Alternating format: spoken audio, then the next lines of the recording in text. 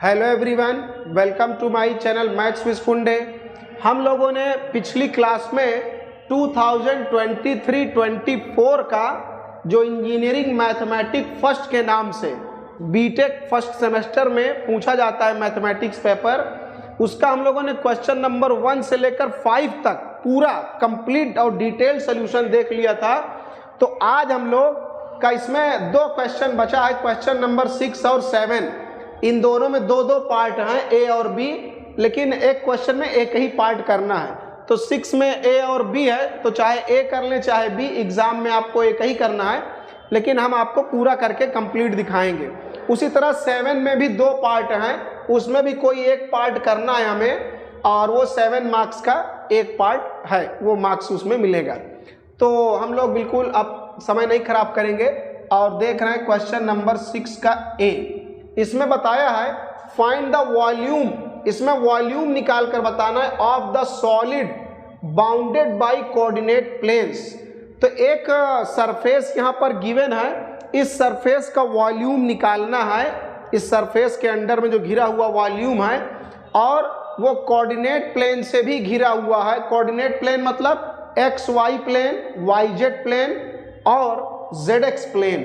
तो ये हम लोगों को यहाँ पर गिवन है। तो ये हम लोग यहाँ पर अब कौन सा फॉर्मूला लगाएं वॉल्यूम कैलकुलेट करने के लिए? तो हम लोग यहाँ पर लगाएंगे डिरिचले का फॉर्मूला।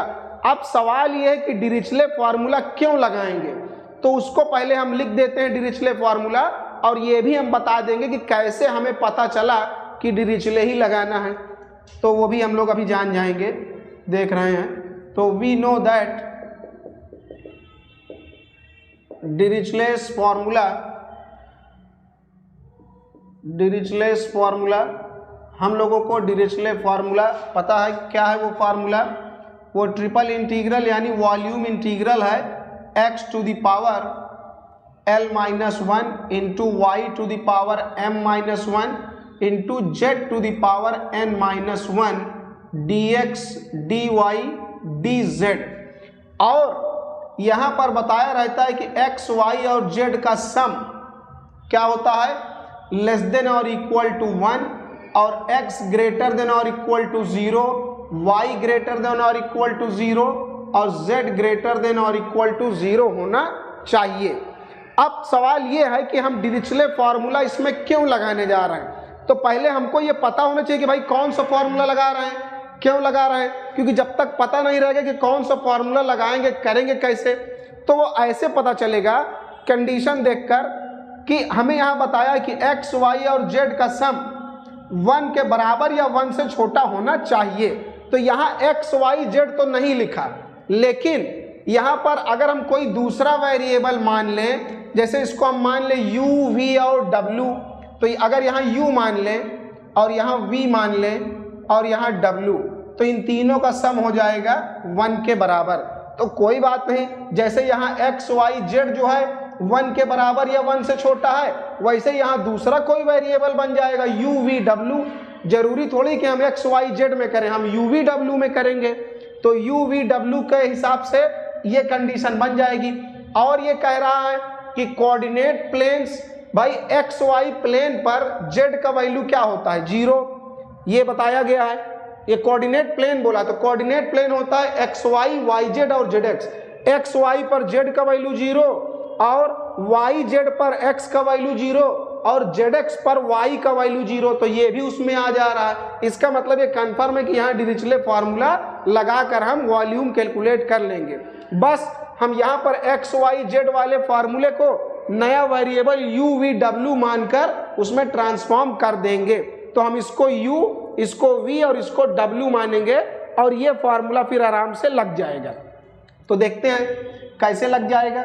तो लेट कर लिया हमने x अपॉन a की पावर हाफ की जगह पर u।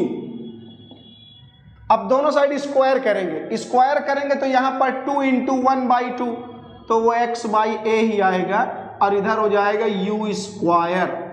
फिर यहाँ से x की जगह पर आ जाएगा a u स्क्वायर।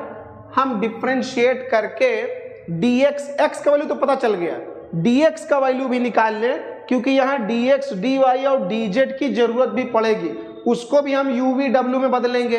इसकी जगह तो हम एक्स वाई यू वी डब्ल्यू रख दिए, लेकिन अब d x d y d z को भी यू वी डब्ल्यू में लाएंगे, तो इसको डिफ्रेंशिएट करेंगे तो ये हो जाएगा डी एक्स, और ये ए स्क्वायर यू स्क्वायर का क्या बनेगा 2u, और फिर u का होगा du, और ये a जो है मल्टीप्लाई में वो पड़ा रहेगा। ये हमारा डिफ्रेंशिएशन हो गया। इसको हम अगर u के रिस्पेक्ट में करें तो ये इस तरीके से आ जाएगा। उसी तरीके से y अपॉन बी की पावर हाफ के बराबर हमने v मान लिया, एकदम वैसे ही सेम ये आ जाएगा। तो उसी तरह यहाँ y अपॉन बी के बराबर में v स्क्वायर, और y इज इक्वल टू ये बी वी स्क्वायर, डिफ्रेंशिएट करेंगे dy, और v स्क्वायर का 2v dv, और b जो है वो पड़ा रहेगा मल्टीप्लाई में, उसको हम कुछ नहीं कर रहे हैं, वो कांस्टेंट है। एंड फाइनली उसी तरीके से z अपॉन सी की पावर हाफ के बराबर में है w, ये हमने अज्यूम कर रखा है, तो z अपॉन सी की जगह पर आ जाएगा w स्क्वायर। फिर यहाँ से z की जगह पर क्या आ जाएगा, इम्प्लाइज दैट, उसी के आगे है, आप चाहे नीचे ऐसे करके लिख सकते हैं, कोई दिक्कत नहीं। तो यहाँ पर हो जाएगा सी डब्ल्यू स्क्वायर, फिर डिफ्रेंशिएट करेंगे तो z का डी जेड, और w स्क्वायर 2w dw, और c जो है वो कांस्टेंट है, मल्टीप्लाई में पड़ा रहेगा। तो हमने यहाँ से dx dy और dz ये हमने निकाल लिया। हम लोगों को वॉल्यूम निकाल कर बताना है, तो बस अब ये हम लोगों का हो गया। अब बहुत आसानी से हम लोग इसका वॉल्यूम तुरंत तत्काल कैलकुलेट कर लेंगे। कैसे? तो नाउ बस यही करना है, उसके बाद वॉल्यूम तुरंत निकल आएगा। नाउ वॉल्यूम निकालने के लिए यही ट्रिपल इंटीग्रल कैसे निकलता है, dx dy और dz। वॉल्यूम का फॉर्मूला यही है, dx dy dz, यानी length into breadth into height, उसको इंटीग्रेट करेंगे तो वॉल्यूम हमारा निकल आएगा। तो dx का वैल्यू हमने क्या निकाला है, 2u du इंटू a, और dy का वैल्यू निकाला है 2v dv इंटू b, और इसी तरह dz का 2w dwc। उसके बाद 2 2 जा 4 2 जा 8, और a b c इस कांस्टेंट को हमने कर दिया बाहर, तो क्या बचा, u du बचा, v dv बचा, और w dw जो अंदर बचा, u v w। यहाँ पर ट्रिपल इंटीग्रल लगा है, triple integral u v w बचा है, और du dv और dw बचा है। बस अब यहाँ डिरिचले फार्मूला बस लगा देना है। कैसे लगा देना है, पहले इसको हम थोड़ा सा बनाएं, इसको बनाएंगे भाई, इसकी पावर क्या लिखी है 1 1 1। अब इसकी शकल डिरिचले के फार्मूला से मैच करने लगी है, लेकिन यहाँ l-1 लिखा है, तो यहाँ पर हम इसको लिख सकते हैं 2-1, क्योंकि -1 होना चाहिए। l-m-n की जगह पर यहाँ पर कुछ वैल्यू होनी चाहिए भाई, तो वहाँ पावर हमारे पास पहले से ही 1 था, तो हम यहाँ पर क्या बना सकते हैं, 2-1 करने पर 1 आएगा, क्योंकि यहाँ 1 1 1 होना चाहिए, आगे कुछ भी लिखा हो तो ठीक है। यहाँ v की जगह पर हो जाएगा v की पावर 2-1 और w की पावर 2-1। ये हमने इसको बना दिया। अब ये बिल्कुल इसकी शकल इससे मैच करने लगी। यहाँ x y z है और यहाँ पर जो है u v w है, तो इस डिरिचले के जो इंटीग्रल है इसके बराबर में एक फॉर्मूला होता है, जो डिरिचले इंटीग्रल है इसके बराबर में फॉर्मूला है गामा ऑफ L और गामा M और गामा N अपॉन में gamma function L plus M plus N plus 1 का गामा फंक्शन। तो इसके बराबर में ये फॉर्मूला होता है, ये स्टेटमेंट में डिरिचले के लिखा रहता है, तो ये स्टेटमेंट है। तो यहाँ पर आ जाएगा 8ABC, तो हम यही वाला फॉर्मूला भी यहाँ लगा देंगे। तो यहाँ पर कुछ करना नहीं है, यहाँ l-m-n लगा है, इसी का काम है dx dy dz। तो यहाँ l-m-n की जगह पर है, l की जगह 2 और m की जगह भी 2, n की जगह भी 2, तो हमको l m n का काम है, तो 2 2 2 l m n की जगह है और dx dy dz की जगह du dv और dw लिखा है, कोई दिक्कत नहीं। तो x y z में लिखें चाहे u v w में लिखें, फॉर्मूला ये वाला तुरंत लग जाएगा। तो क्या है gamma function l m n का, तो यहाँ एल एम एन है, यहाँ पर 2 2 2 ही है, तो गामा फंक्शन यहाँ 2 का, फिर गामा ऑफ 2 और यहाँ गामा ऑफ 2 और नीचे gamma l plus m plus n, l m n यहाँ 2 2 है, 2 + 2 + 2 + 1 फार्मूले में लिखा हुआ है।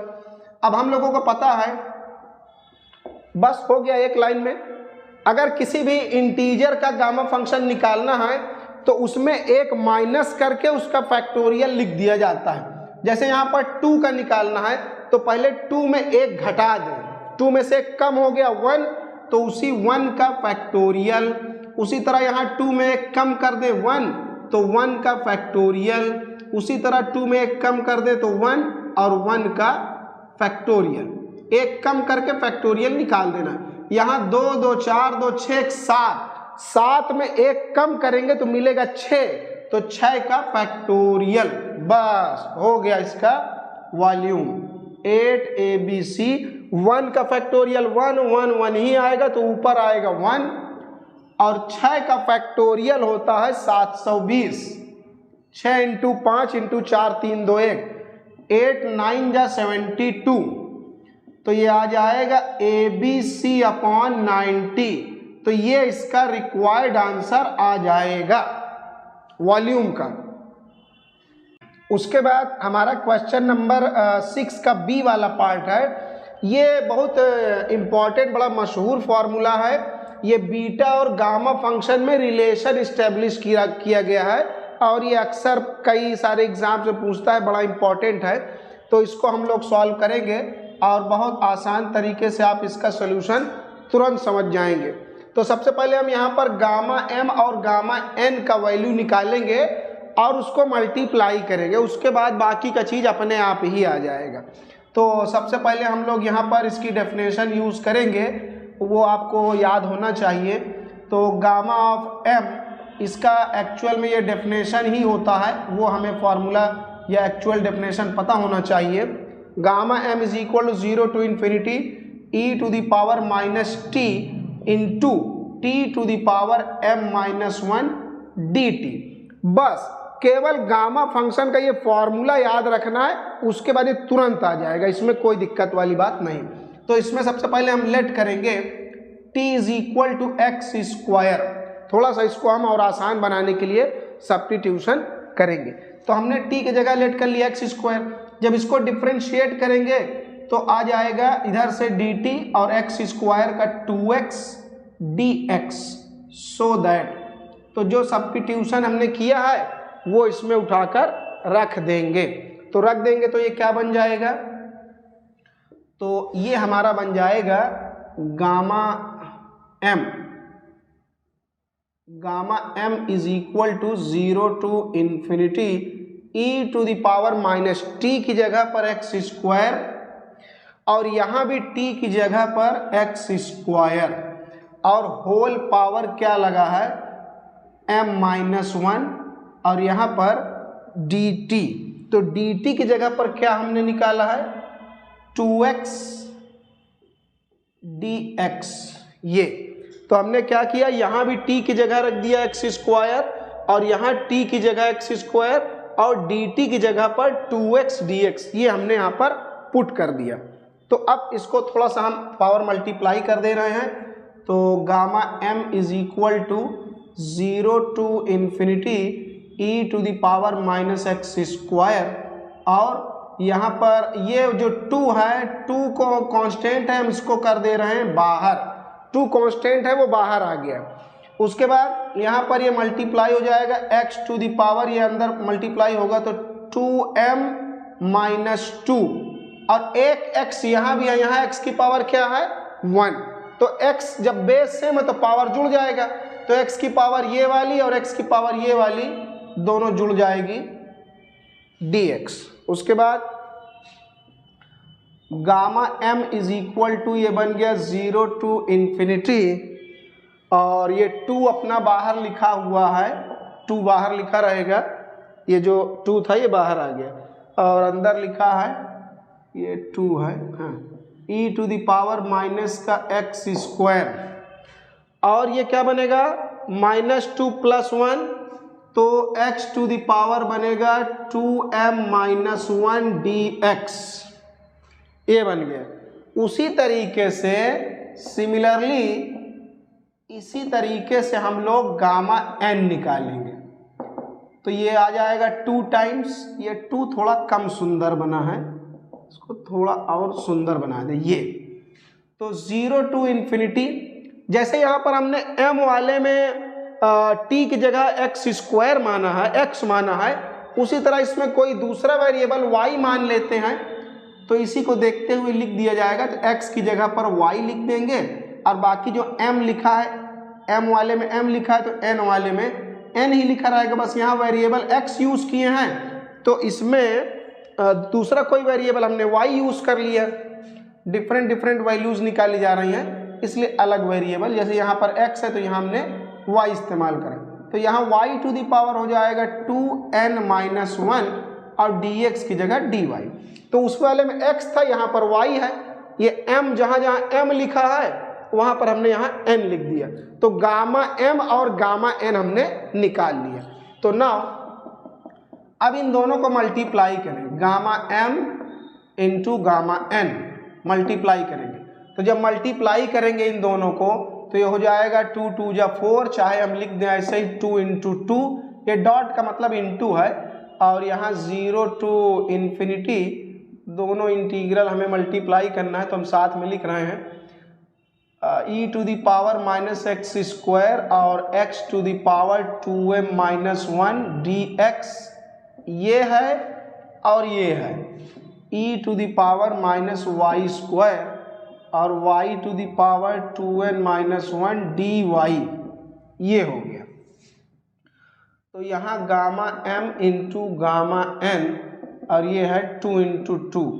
अभी इसको हम और ब्रेक करेंगे, इसलिए मल्टीप्लाई करके 4 नहीं लिख रहे हैं, चाहे तो लिख भी सकते हैं, कोई दिक्कत नहीं।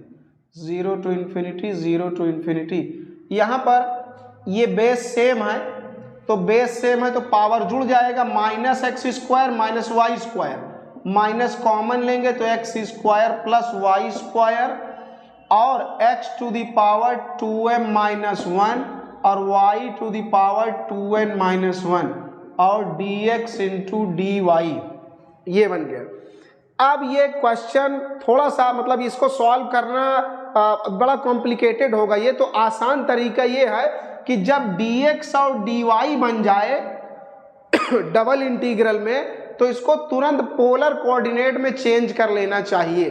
अगर dx dy वाला यहाँ बन गया डबल इंटीग्रल, इसको पोलर में चेंज कर ले तो तुरंत सोल्यूशन आसानी से आ जाएगा। तो पोलर में चेंज करना है तो मतलब r और थीटा में ले जाना होगा, तो उसके लिए हम लेट कर लें x बराबर r cos थीटा और y की जगह पर r sin थीटा, ये हमने लेट कर लिया। तो जब ऐसा अज्यूम किया जाता है तो dx dy की जगह पर आ जाता है r dr d थीटा। अच्छा, ये कहाँ से आया, इसके लिए भी एक आर्टिकल करना पड़ता है, एक डेरिवेशन, लेकिन ये यहाँ पर आपको एज ए फॉर्मूला यूज कर लेना है। इसको हम लोग किसी दूसरे वीडियो में देख लेंगे कि dx इंटू dy की जगह पर r dr d थीटा कैसे आता है, लेकिन क्वेश्चन लगाते समय आप डायरेक्ट इसको यूज करिए, dx dy को हटाकर वहां r dr d theta put करेंगे, ये अंडरस्टूड है एज ए फॉर्मूला। अच्छा, जब ये हमने सब्स्टिट्यूशन करा है, क्योंकि जब x y की जगह ये रखेंगे तो dx dy को भी हटाना होगा, उसको भी r और थीटा में लाना है, इसलिए।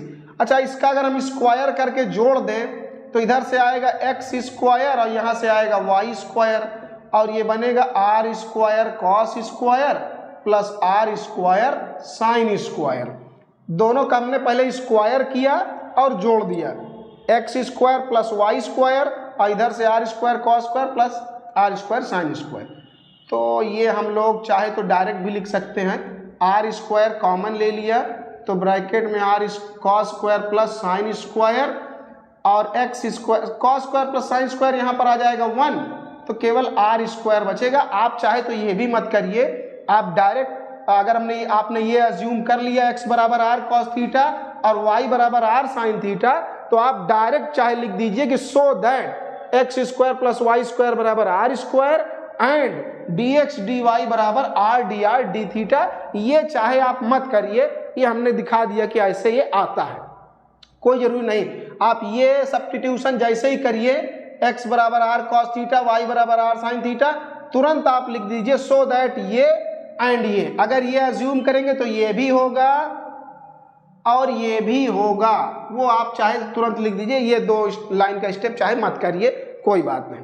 तो ठीक है, हम लोग अब जो हमने अज्यूम किया वो यहाँ पर पुट करेंगे, लेकिन यहाँ पर एक लिमिट चेंज हो जाएगी।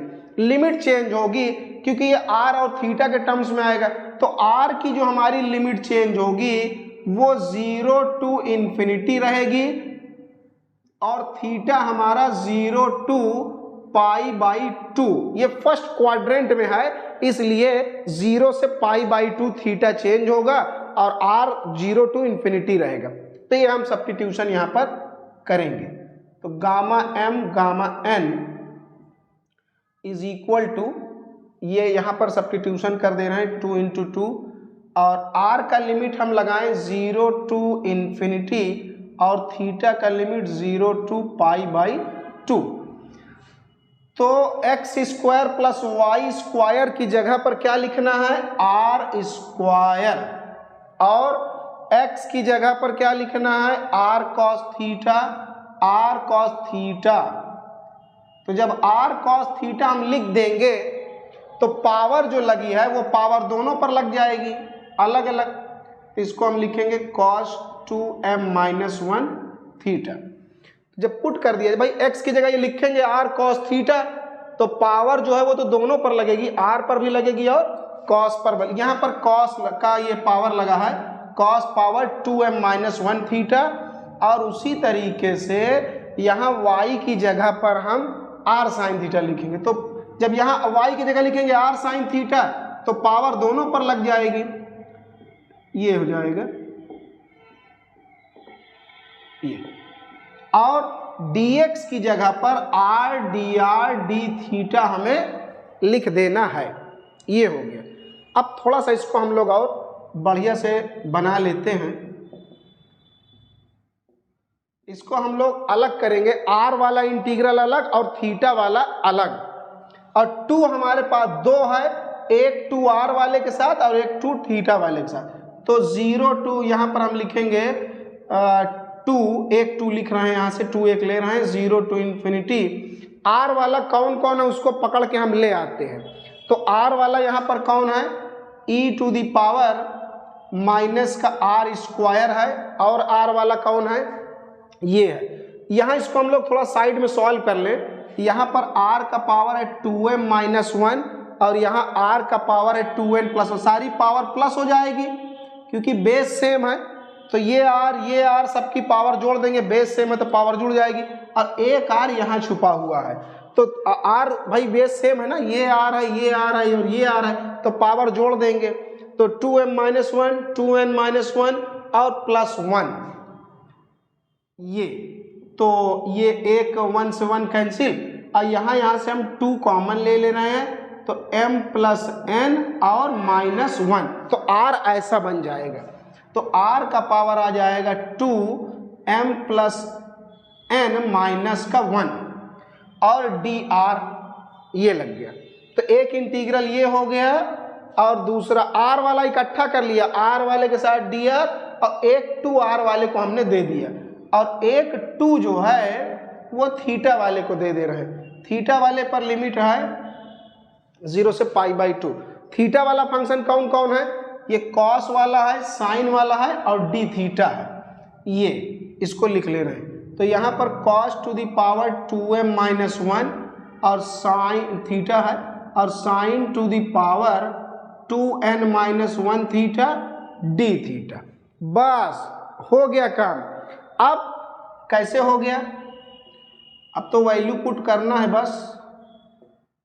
यहाँ पर हम लोग इसको देखें अपने ये वाले इंटीग्रल को, इसको हम ध्यान से देखें और इसको देखें, इन दोनों में कोई फर्क नहीं है। यहाँ पे 2 लगा है, 0 to इन्फिनिटी यहाँ भी है, e का पावर माइनस आर स्क्वायर है, और यहाँ भाई जो यहाँ x है यहाँ r लिखा है, यहाँ भी x की जगह r है, यहाँ x है और यहाँ r है। तो ये जो है अगर m यहाँ लिखा है तो यहाँ भी m लिखा जाएगा, अगर यहाँ n है तो यहाँ n लिखा जाएगा। तो अगर यहाँ m प्लस n है तो इसको क्या हम गामा m प्लस n नहीं लिख सकते? यही तो लिखा जाएगा फॉर्मूले के हिसाब से। अगर हम यहाँ m प्लस n लिख दें, क्योंकि देख रहे हैं आराम से फॉर्मूला, यहाँ m लिखा है तो यहाँ भी m लिखा है। अगर यहाँ m प्लस n होगा तो यहाँ भी m प्लस n होगा। तो बिल्कुल ये फॉर्मूला और ये सेम है, यहाँ x की जगह r लिखा है और m की जगह m प्लस n। तो जो यहाँ लिखा होता है वही गामा में लिखा जाता है, बस। तो ये हो गया पूरा gamma of m plus n। और ये जो है ये किसका फॉर्मूला है? ये बीटा ऑफ mn ही तो है। बीटा mn की डेफिनेशन यही होती है, ये बीटा mn का डेफिनेशन है, तो वो बाय डेफिनेशन आ गया। अब बस ये चीज इसको हम इसके अपॉन में डाल दे रहे हैं। Beta of mn is equal to, beta mn बराबर इन दोनों का प्रोडक्ट अपॉन में gamma m plus n, gamma m into gamma n upon में गामा m प्लस n। तो बस ये हो गया इसका रिक्वायर्ड सॉल्यूशन। इस तरीके से इसको हम लोगों ने प्रूफ कर लिया, बहुत आसान है ये। अब 7 का ए वाला है, ये बड़ा इंपॉर्टेंट क्वेश्चन है, क्योंकि गॉस डाइवर्जेंस थ्योरम पर क्वेश्चन अक्सर ही आता है, लगभग हर साल ही आ जाता है। तो ये बड़ा इंपॉर्टेंट है, इसको हमें जरूर बढ़िया से देखना चाहिए। तो गॉस डाइवर्जेंस थ्योरम का यूज करके इसे हमें इंटीग्रेट करना है। अब यहाँ पर ये डबल इंटीग्रल है, लेकिन इस डबल इंटीग्रल को कैलकुलेट करना है तो गॉस डाइवर्जेंस का थ्योरम बताता है कि डबल इंटीग्रल को हम ट्रिपल इंटीग्रल में ट्रांसफॉर्म कर लेते हैं और उसके बाद कैलकुलेशन आसान हो जाती है। कैसे? तो गॉस डाइवर्जेंस थ्योरम क्या कहता है, तो पहले हम लिख दें, वो लिखना पड़ेगा ही, बिना उसके लिखे काम नहीं होगा। वी नो दैट क्या फॉर्मूला है गॉस डाइवर्जेंस थ्योरम का? डबल इंटीग्रल यानी surface integral of f d s. जो सरफेस इंटीग्रल निकालना होता है एफ डी एस का, f dot d s is equal to triple integral. ये डबल इंटीग्रल और ट्रिपल इंटीग्रल में रिलेशन बनाता है, इसके लिए है डाइवर्जेंस एफ डी वी। तो ये double integral f dot d s को हम डाइवर्जेंस एफ डी वी में ट्रांसफॉर्म कर सकते हैं। तो एफ का मतलब जो है फंक्शन। अब फंक्शन यहाँ पर कौन सा, ये जो हमें डबल इंटीग्रल के अंदर दिया हुआ है यही हमारा फंक्शन है। अब ये कैसे निकलेगा, तो उसके लिए हम लोग कैसे उसको बनाएं, वेक्टर एफ का वैल्यू वो हमें यहाँ देखना होगा। जो यहाँ डी वाई डी जेड का जो कोफिशिएंट है वो, और डी जेड डी एक्स का जो कोफिशिएंट है, और डी एक्स डी वाई का जो कोफिशिएंट है, उनसे एक वेक्टर बनाना है। तो यहाँ पर जो ये डी वाई डी जेड है, फिर डी जेड डी एक्स है और डी एक्स डी वाई, इसी ऑर्डर में ये लिखा रहेगा। तो यहाँ पर ये हो जाएगा e to the power x into i cap, ये आई कैप, और यहाँ से जे कैप और यहाँ से के कैप। ये वेक्टर यहाँ से हमें अपने से देखकर बना लेना है। तो ये माइनस का है y e to the power x j cap, और यहाँ से प्लस का 3z के कैप, ये आ गया। तो ये हमने वेक्टर एफ यहाँ से निकाल ली। अब काम हमारे लिए आसान हो जाएगा, हम लोगों को यही इंटीग्रल कैलकुलेट करके दिखाना। एफ हमने निकाल लिया है, अब इसका काम खत्म, अब इसका कोई काम हमें नहीं है, इसको देखना ही नहीं है। जब लिमिट लगाना होगा तो इसका इस्तेमाल करेंगे, जो यहाँ कंडीशन गिवन है। तो अब यहाँ पर ये हम लोगों के पास फॉर्मूला है इसके लिए कि डबल इंटीग्रल यहाँ पर एफ डॉट डी एस यानी surface integral is equal to, यहाँ पर है वॉल्यूम इंटीग्रल। डाइवर्जेंस एफ का मतलब होता है, डाइवर्जेंस एफ का मतलब होता है नेबुला डॉट एफ। अब नेबुला कैसे लिखा जाता है, तो वो हम लोग नेबुला नोट कर लेते हैं। कैसे लिखते हैं nabla? I del by del x यहाँ पर plus j del by del y plus k cap del by del z. ये हमारा नेबुला है, ये एक ऑपरेटर है। जब नेबुला बोलेगा तुरंत ये लिख देंगे, यही नेबुला की जगह लिखना है। और फिर डॉट प्रोडक्ट है, dot product F, vector F के साथ। वेक्टर एफ ये हमने निकाल रखा है, इसको तुरंत उठाकर यहाँ बस कॉपी पेस्ट कर देंगे। बस ये हमने कर दिया। एफ का वैल्यू माइनस का y e to the power x j cap और प्लस का 3z के कैप और dv अपनी जगह पर लिखा हुआ है। ये dv लिखा है यहाँ पर। डाइवर्जेंस मतलब नेबुला होता है। डाइवर्जेंस f निकालना हो तो नेबुला डॉट f, नेबुला की जगह ये हमेशा लिखा जाता है। f का जो वैल्यू है वो हमने उठाकर रख दिया। तो बस ये हमें याद रखना है कि डाइवर्जेंस f का मतलब नेबुला डॉट f होता है। अब फिर ये आसानी से आ जाएगा। अब डॉट प्रोडक्ट करना है। डॉट प्रोडक्ट कैसे करते हैं? आई वाले को आई से, जे वाले को जे से और के वाले को के से, ये डॉट प्रोडक्ट लगाए तो आई डॉट आई 1 हो जाएगा। यहाँ डेल बाय डेल एक्स किसका होगा? E to the power x का। फिर उसके बाद plus del by del y, ये e to the power x है। तो जे वाले का प्रोडक्ट जे से होगा तो जे डॉट जे 1 हो जाएगा और डेल बाय ये जो है इसको हम लोग पार्शियल डेरिवेटिव निकाल देंगे minus y e to the power x का plus del by del z. तो के वाले को के से करेंगे तो के डॉट के 1 हो जाएगा और जो यहाँ पर कोफिशिएंट है उसे हम पार्शियली डिफ्रेंशिएट कर देंगे और यहाँ पर डीवी अपना लिखा हुआ है, ये वॉल्यूम इंटीग्रल। अब इसे x के रिस्पेक्ट में पार्शियली डिफरेंशिएट करना है तो e to the power x का e to the power x होगा और इसे y के रिस्पेक्ट में करना है तो x वाला तो हमें कुछ करना नहीं, वो अपनी जगह पर चुपचाप पड़ा रहेगा।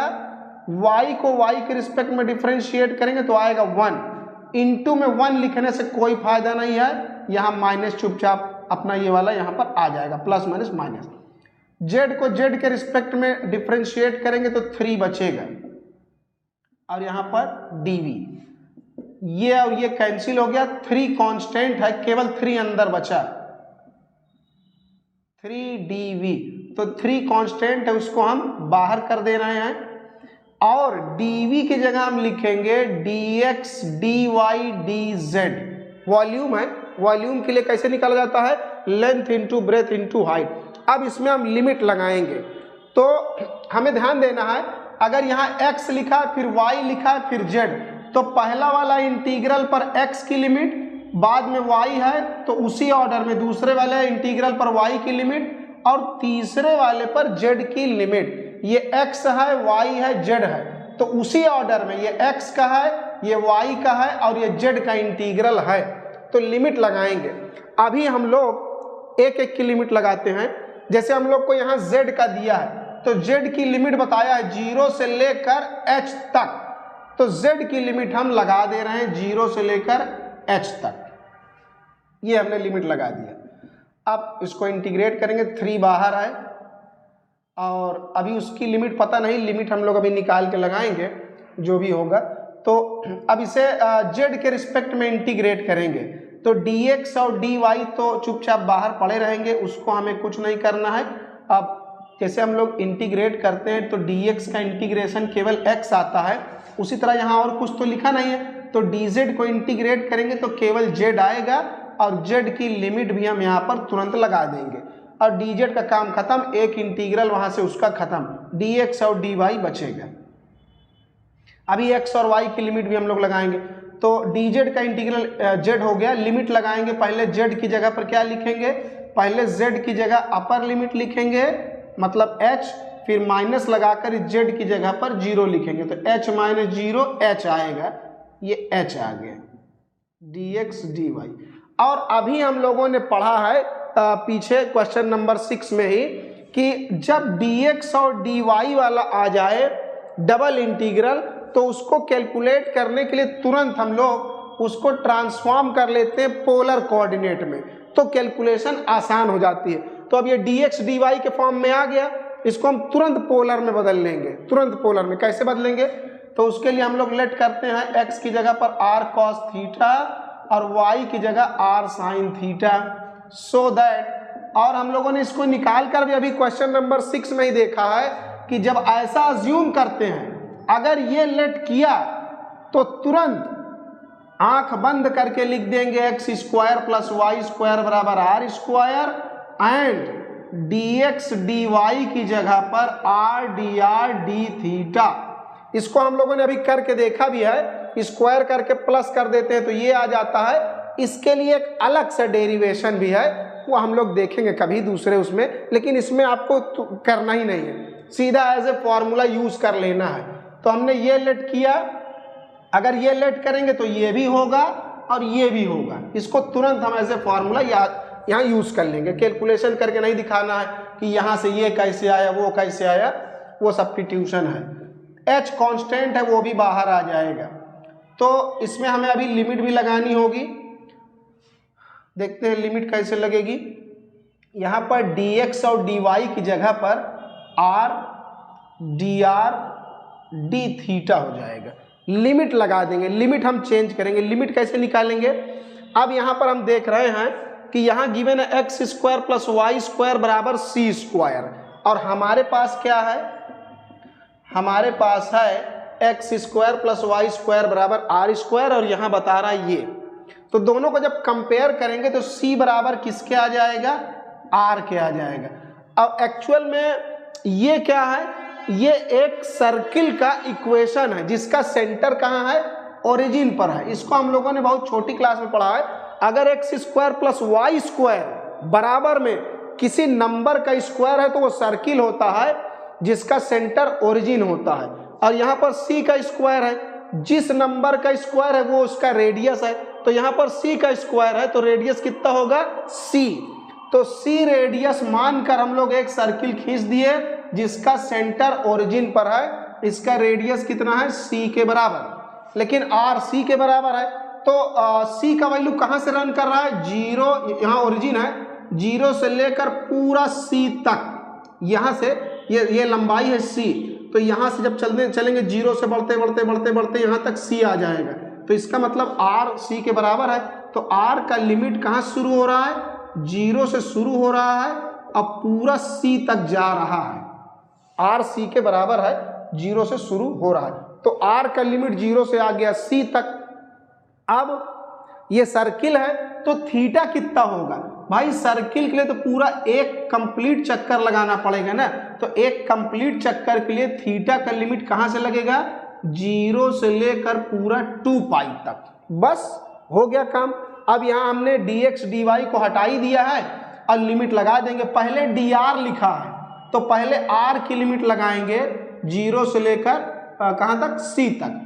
अब बाद में d थीटा लिखा हुआ है तो थीटा वाली लिमिट बाद में लगाएंगे 0 से लेकर 2 पाई तक। जिस ऑर्डर में ये लिखा है dr, तो पहले dr की लिमिट, d थीटा तो फिर d थीटा की लिमिट। अब इसको हम इंटीग्रेट कर देंगे और बस फिर आ जाएगा। यहाँ पर 3h बाहर लिखा हुआ है और इसको हम इंटीग्रेट करेंगे। तो अब यहाँ पर इसको हम इकट्ठा कर ले रहे हैं, जैसे 0 से लेकर ये c हो गया और r के साथ dr हमने अलग कर दिया, और 0 से लेकर 2 पाई d थीटा हमने अलग कर दिया। तो r की लिमिट के साथ r वाला फंक्शन हो गया और थीटा की लिमिट के साथ थीटा वाला। तो बस इसको हम लोग इंटीग्रेट कर देंगे तो ये आ जाएगा 3h जो बाहर लिखा हुआ है, ये dr लिखा है, r dr वाला अलग और थीटा वाला अलग। तो r का इंटीग्रेशन क्या होगा? r स्क्वायर अपॉन 2 लिमिट 0 से लेकर c तक, और d थीटा भाई जैसे dx का x होता है वैसे d थीटा का थीटा होगा, लिमिट 0 से लेकर 2 पाई तक। तो बस अब यहाँ लिमिट लगाएंगे, पहले r की जगह पर अपर लिमिट, फिर माइनस लगाकर r की जगह पर लोअर लिमिट। उसी तरह यहाँ भी पहले थीटा की जगह अपर लिमिट, फिर माइनस लगाकर थीटा की जगह लोअर लिमिट। 3h ये तो 0 है तो ये पूरा 0 हो जाएगा, ये तो 0 है ही, तो यहाँ से आया c²/2 और ये आया 2 पाई, 2 से 2 कैंसिल हो गया तो 3h पाई इंटू c², तो 3h पाई इंटू c², ये रिक्वायर्ड इसका कैलकुलेशन होगा, ये इसका आंसर आ जाएगा। उसके बाद इस पेपर का सबसे लास्ट वाला क्वेश्चन 7 का बी वाला, इसमें चाहे आप ए करिए बी करिए, चाहे जो मनाए, एक ही आपको करना है। तो इसमें एक आइडेंटिटी प्रूव करना है, nebula square r⁴n is equal to, ये प्रूव करना है एंड हेंस, और इसी की मदद से ये भी करना है। तो ये तो तुरंत 2 लाइन में हो जाएगा, मेन हमें ये प्रूव करना है। और वेक्टर r के बराबर में ये गिवन है, वेक्टर r एक आर्बिट्ररी पॉइंट के लिए वेक्टर है, वो हमेशा यही होता ही है। तो सबसे पहले हम निकालेंगे, हियर हम लोग को पता है कि nabla phi is equal to, एक फार्मूला होता है ग्रेड फाई, नेबुला फाई मतलब ग्रेड फाई होता है। तो फाई मतलब क्या है, हमें फाई के बराबर में दिया है r⁴n, जिस भी फंक्शन का निकालना हो फाई की जगह उसकी वैल्यू पुट कर देंगे, उसमें कोई दिक्कत वाली बात नहीं है, ये भी बहुत आसानी से आ जाएगा। तो पहले हम नेबुला निकालेंगे, उसके बाद नेबुला स्क्वायर निकलेगा जब एक बार और ऑपरेट कराएंगे तब। तो अभी तो नेबुला निकाल, तो ग्रेडियंट ऑफ फाई, ग्रेडियंट कैसे निकलता है, तो ग्रेडियंट निकालने के लिए आई जिस भी वेक्टर का निकालना, एक्चुअल में ग्रेडियंट हमेशा स्केलर का निकलता है और इसका कभी वेक्टर का नहीं निकाला जाता। तो ये फाई जो है कि स्केलर क्वांटिटी है, तो स्केलर का ही हमें ग्रेडियंट निकालना है। तो यहाँ r⁴n जो है वो एक स्केलर, वो एक नंबर है, ये तो वेक्टर फॉर्म में दिया है लेकिन ये r उसका मैग्नीट्यूड होगा तो वो स्केलर है। तो इसको कैसे निकालते हैं, i cap del by del x of r⁴n plus j cap del by del y of r⁴n plus k cap del by del z of r⁴n। तो किसी भी कभी ग्रेडियंट निकालना हो तो यही करना है, हमें ग्रेडियंट निकालना है r⁴n का। तो डेल बाई डेल एक्स, यहाँ भी r⁴n, यहाँ भी और यहाँ भी, ये सब तो वैसे ही लिखा रहेगा, i del by del x, j del by del y और plus k del by del, ये हमेशा लिखा रहेगा। बस यहाँ जिस फंक्शन का ग्रेडियंट निकालना है वो यहाँ पर आ जाएगा, यहाँ आ जाएगा और यहाँ आ जाएगा।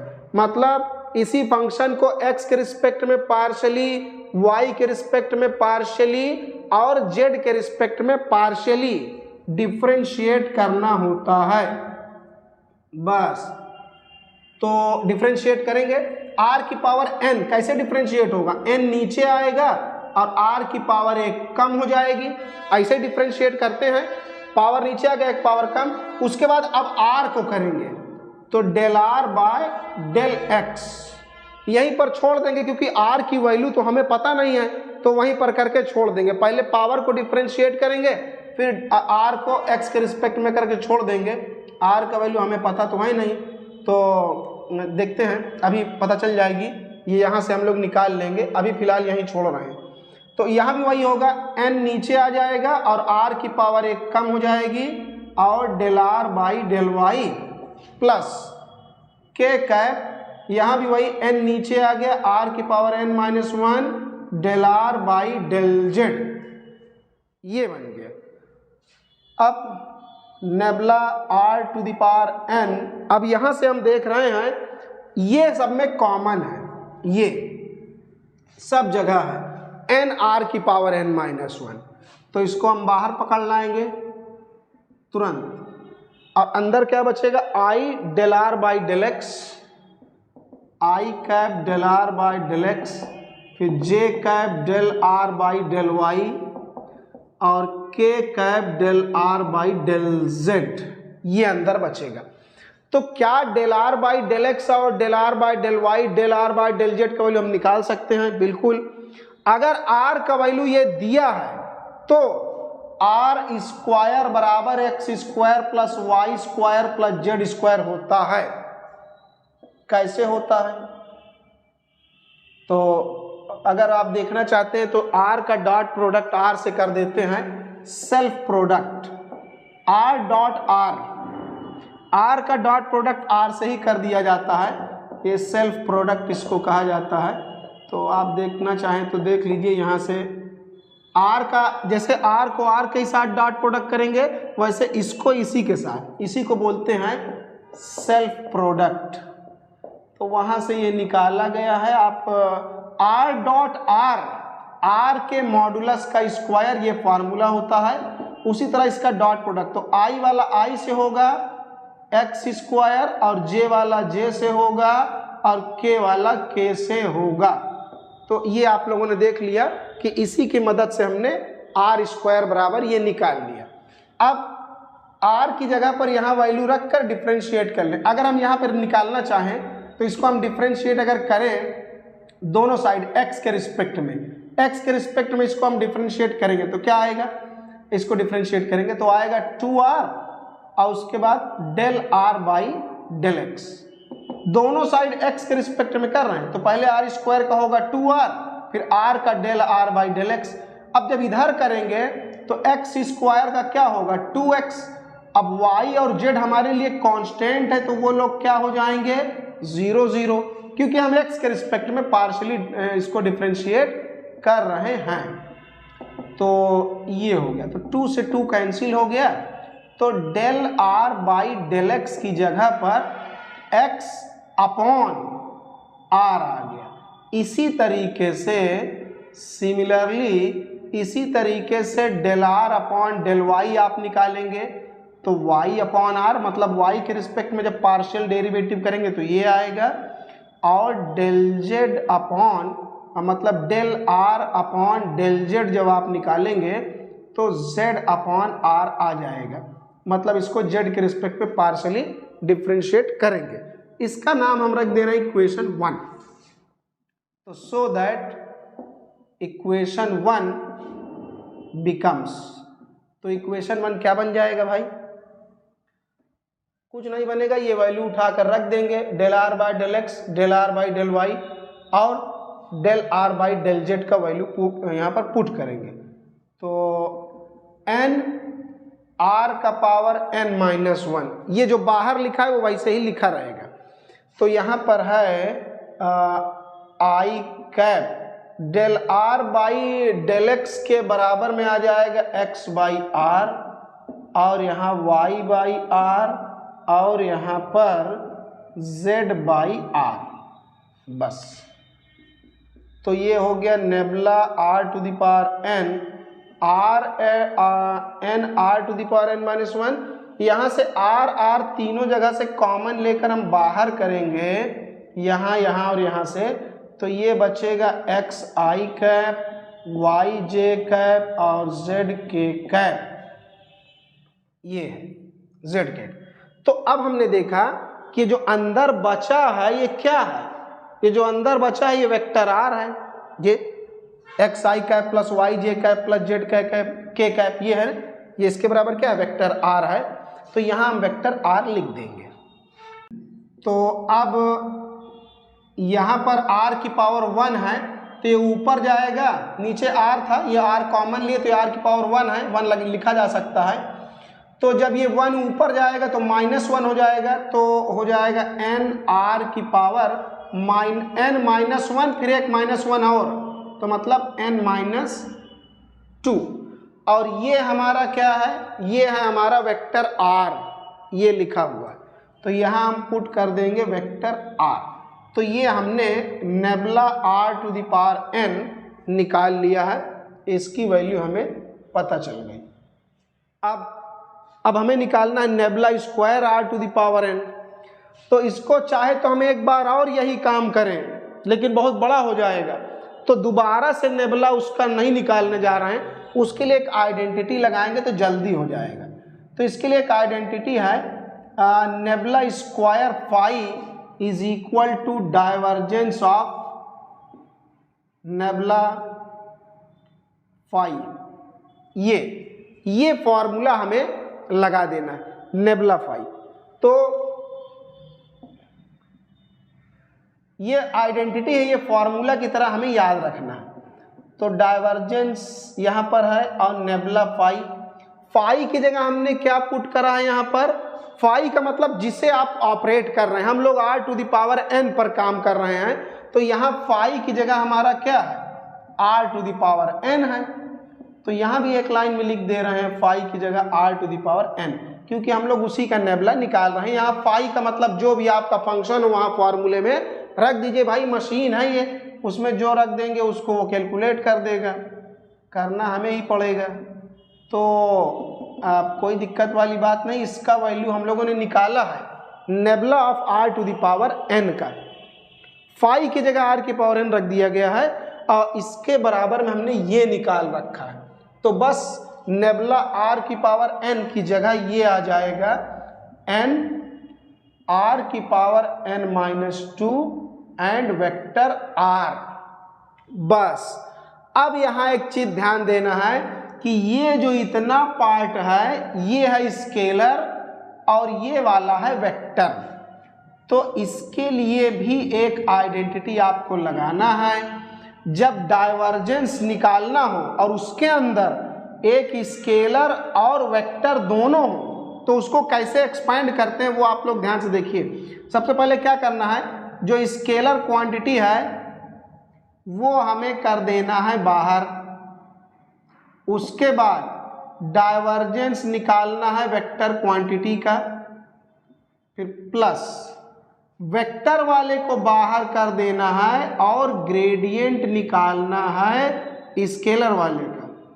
इसको याद करना बहुत आसान है, कोई घबराने की बात नहीं है, क्योंकि डाइवर्जेंस वेक्टर का निकाला जाता है और ग्रेडियंट स्केलर का, तो कोई घबराने की बात नहीं भाई। हमने स्केलर को बाहर कर दिया और वेक्टर का डाइवर्जेंस निकाल दिया, फिर वेक्टर को बाहर करके स्केलर का ग्रेडियंट निकाल दिया। ये फॉर्मूला लगाएंगे तुरंत तत्काल आंसर आएगा। तो n r की पावर n-2 बाहर है। अच्छा, डाइवर्जेंस निकालना है, अभी हम लोगों ने डाइवर्जेंस निकालना सीखा भी है। डाइवर्जेंस कैसे निकलता है, डाइवर्जेंस ऑफ f निकालना है अगर या किसी वेक्टर का, तो उसके लिए होता है नेबुला डॉट f, तो यहाँ r लिखा है, तो इसके लिए होगा नेबुला डॉट डाइवर्जेंस r मतलब नेबुला डॉट r। तो नेबुला का मतलब क्या होता है, नेबुला होता है i del by del x plus j cap del by del y plus k cap del by del z, यही तो है नेबुला। और डॉट प्रोडक्ट नेबुला r मतलब डाइवर्जेंस r मतलब नेबुला डॉट r, ये डाइवर्जेंस r का पूरे का वैल्यू। r का मतलब वेक्टर r, वेक्टर r का क्या वैल्यू बताया, ये बताया x i cap plus y j cap plus z k cap, ये बताया। तो कोई घबराने की बात नहीं, डाइवर्जेंस r मतलब नेबुला डॉट r, ये हो गया प्लस प्लस ये वाला। अब हमें यहां ध्यान से देखना होगा कि इसका वैल्यू क्या होगा, ये तुरंत आएगा, ये घबराने की कोई बात नहीं है। कैसे तुरंत आएगा, नेबुला फाई बोला जाए चाहे ग्रेड फाई बोला जाए, बात एक ही है। तो यहीं पर हम लोग लिख दे रहे हैं, इसको हम ग्रेडियंट भी तो लिख सकते हैं, तो चाहे नेबुला फाई लिखें या ग्रेड फाई एक ही बात है, कोई घबराने की बात नहीं। तो यहाँ पर हम देख रहे हैं चाहे नेबुला लिखें चाहे ग्रेड, तो इसके बराबर में क्या आया है, ये आया है। तो इसमें हमने क्या ऑब्जर्व किया, अगर r की पावर n का हम ग्रेडियंट निकालेंगे तो क्या हुआ, इसका जो पावर है वो नीचे आया, इसको देखकर वहां पर हम लोग लिख देंगे n नीचे आ गया, क्या हुआ इसके साथ, n नीचे आया और r की पावर 2 कम हो गई इनटू वेक्टर r, तो यही फॉर्मूला वहां लगा देंगे इसी को ऑब्जर्व करके। ये n से हमें कोई मतलब नहीं, ये n हमारा, ये बाहर जो वेक्टर r लिखा है वो लिखा रहेगा, ये n बेचारा शुद्ध कांस्टेंट है, इसको भी हम बिल्कुल नहीं छेड़ेंगे, कुछ नहीं करेंगे, केवल हम इसका ग्रेडियंट निकालेंगे इसका, क्योंकि n कांस्टेंट है उसे हमें नहीं करना। तो रूल क्या कह रहा है कि पावर नीचे उतारना है और ओरिजिनल पावर में 2 कम करना है। तो यहाँ क्या पावर लगी, n-2, पावर को नीचे उतारेंगे और 2 पावर कम कर देंगे, तो n-2 में से 2 और कम करेंगे तो n-4 आएगा। तो इसका मतलब यहाँ r की पावर n-4 आएगा यही फॉर्मूला से n नीचे उतारा और r का पावर 2 कम कर दिया, तो यहाँ पर पावर n-2 था, n-2 नीचे लाया हमने और पावर में से 2 और कम कर दिया, n-2 -2 तो -4 और इंटू वेक्टर r, ये वेक्टर r लिखा हुआ है। तो इस तरीके से ये हो गया, कोई दिक्कत नहीं। अब nebula square r to the power n r की पावर n-2, इसमें अगर हमने एक बार अच्छे से प्रोसीजर से समझ लिया कि कहाँ नेबुला डाइवर्जेंस फाई कैसे निकालते हैं, ग्रेड फाई कैसे निकालते हैं, केवल एक बार समझ लिया जाए तो हर जगह ये काम देता है। और अगर हम रटने वाला चक्कर लगाएंगे तो रटने वाले में कभी कभी क्वेश्चन हम देखकर कहीं सोल्यूशन रट के तुरंत तो कर लेंगे, लेकिन अगर जरा भी घुमा दिया तो गड़बड़ हो जाएगा। इसलिए डाइवर्जेंस निकालना, ग्रेडियंट निकालना, ये तो हमें अच्छे से आना ही चाहिए, नहीं कब तक भागेंगे रट कर, उससे काम चलेगा नहीं। तो अब इसका डॉट प्रोडक्ट करना है, तो डॉट प्रोडक्ट कैसे होगा, आई वाला आई से होगा, मतलब जब आई वाले को आई से करेंगे तो ये x वाला है, ये i वाला है और ये i वाला है, तो i डॉट i हो जाएगा 1। और ये डिफरेंशिएट करने के लिए बैठा है, तो डेल बाय डेल एक्स किसको डिफरेंशिएट करेगा, i वाले को, क्योंकि ये भी i है ये भी i है, डॉट प्रोडक्ट में i वाला i वाले से ही होता है। तो i डॉट i 1 हो जाएगा, 1 लिखने की जरूरत नहीं है। और डेल बाय डेल एक्स निकालना है किसका, x का, तो भाई जब x को x के रिस्पेक्ट में डिफरेंशिएट करेंगे तो 1 आएगा, प्लस j वाले को j से, तो j डॉट j 1 हो गया। और डेल बाय डेल y किसका निकालना है, y का, तो भाई जब y को y के रिस्पेक्ट में करेंगे तो 1 ही तो आएगा। और k वाला को k से करना है, डॉट प्रोडक्ट में ऐसे ही होता है, i वाला i से, j वाला j से, k वाला k से, तो k डॉट k 1 हो गया। और डेल बाय डेल जेड किसका निकालेंगे, जेड का, तो जेड को जेड के रिस्पेक्ट में करेंगे तो 1, और फिर यहाँ पर प्लस ये लगा हुआ है। तो अब आसान हो गया काम।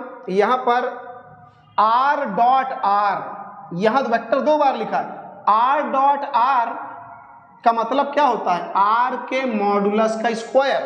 अभी हम लोगों ने पढ़ा r डॉट r के मॉडुलस का स्क्वायर, तो ये r वेक्टर नहीं होगा ये, अब बाकी ये सब तो स्केलर है, तो r डॉट r के मॉडुलस का स्क्वायर, ये वाला टर्म हम लोग सॉल्व कर रहे हैं, पहला वाला तो ये हो ही गया।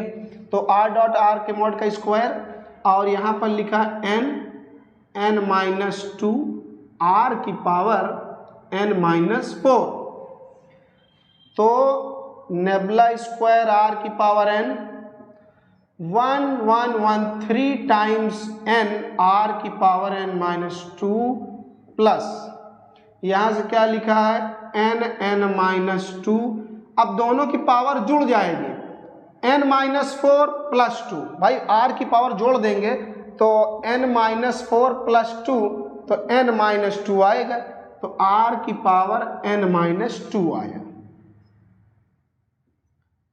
ये बन गया।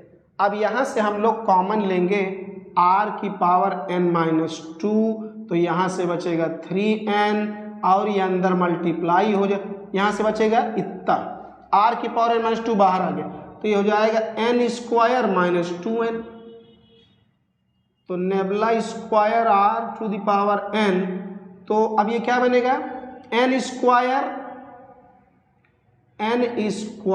और 3n में से 2n गया तो 1n, और r की पावर n-2, फिर नेबुला स्क्वायर r की पावर n, यहाँ से हम n कॉमन लेंगे तो n प्लस 1 r की पावर n-2, तो ये हमारा रिक्वायर्ड सॉल्यूशन है। थोड़ा सा हमने आपका टाइम लिया, लेकिन एक बार अगर आप इसको अच्छे से समझ लेंगे तो केवल 6-7 मिनट में इसको आप आराम से सॉल्व कर लेंगे, क्योंकि स्टेप समझाने में हमें टाइम लग रहा है, लेकिन जब एक बार आप अच्छे समझ लेंगे 6-7 मिनट के अंदर आप इसका आंसर एकदम कॉन्सेप्ट क्लियर होते हुए निकाल लेंगे। तो इसको जब तक डाइवर्जेंस और ये ग्रेडियंट ये सब नहीं याद रखेंगे तब तक बार बार वही रटने वाली समस्या आएगी। तो फिलहाल ये हमारा एकदम बढ़िया से प्रूव हो गया, पहला वाला ये वाला हमने कर लिया। अब इसी की मदद से ये करना है, इसमें कोई घबराने की बात नहीं है। यहाँ लिखा है 1/r, तो भाई जाहिर सी बात है वो शक्ल उसकी बता ही रहा है।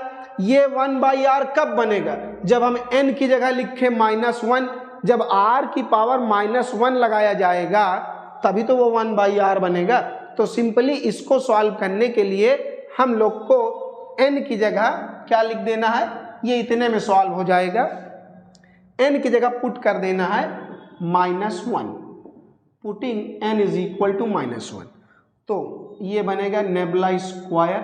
जब यहाँ n की जगह लिखेंगे -1 तो r की पावर -1 बन जाएगा, और यहाँ भी n की जगह -1। जब यहाँ लिखेंगे n की जगह -1 और +1 तो ये 0 आ जाएगा, और बाकी सबका तो खेल खत्म ही हो जाएगा। तो बीच में आ गया 0, यहाँ -1 की जगह रखा हमने, n की जगह -1, -1 + 1 0, तो पूरा 0 कर देगा, पूरा 0 हो गया। और r की पावर -1 है तो अपॉन में आ जाएगा भाई 1/r। आइए बराबर में, तो ये 0 सबको नाश कर ही दिया है बीच में आकर, तो ये इसका आ गया फाइनल वाले का सल्यूशन।